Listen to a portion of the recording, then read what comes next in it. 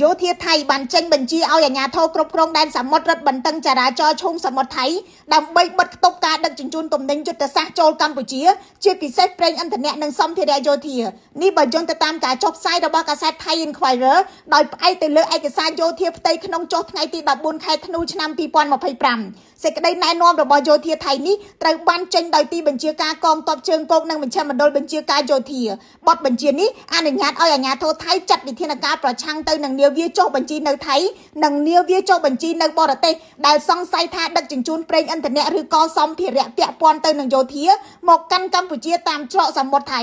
ក្រោមបទបញ្ជានេះថៃនឹងបង្កើនការឃ្លាំមើលត្រួតពិនិត្យស្ទាក់ចាប់និងអនុវត្តច្បាប់សន្តិសុខដែនសមុទ្រនិងច្បាប់អាសន្នដែលមានស្រាប់ចំពោះការដឹកជញ្ជូនពាណិជ្ជកម្មនាវានេសាទនិងនាវាជំនួយសមុទ្រដែលប្រតិបត្តិការនៅក្នុងឬក៏ជិតផ្លូវដែលភ្ជាប់មកប្រទេសកម្ពុជា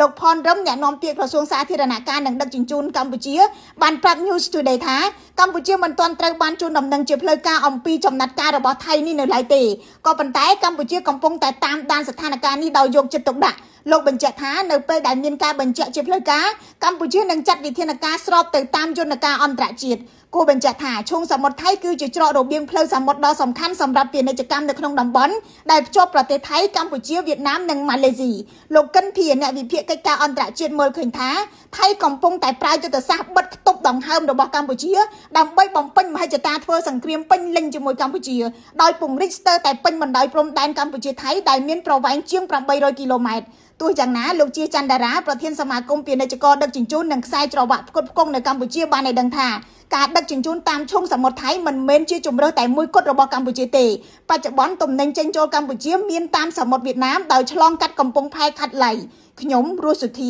ពី News Today NTTV គម្រោងចាំក្នុងការធ្វើអ្វីមួយហើយស្ដាយក្រោយនៅពេលដែលបាត់បង់ម៉ាស៊ីនបាញ់ថ្នាំអង្គរ Sprayer គ្រប់គ្រងហានិភ័យទាន់ពេលវេលានិងគ្រប់ស្ថានភាព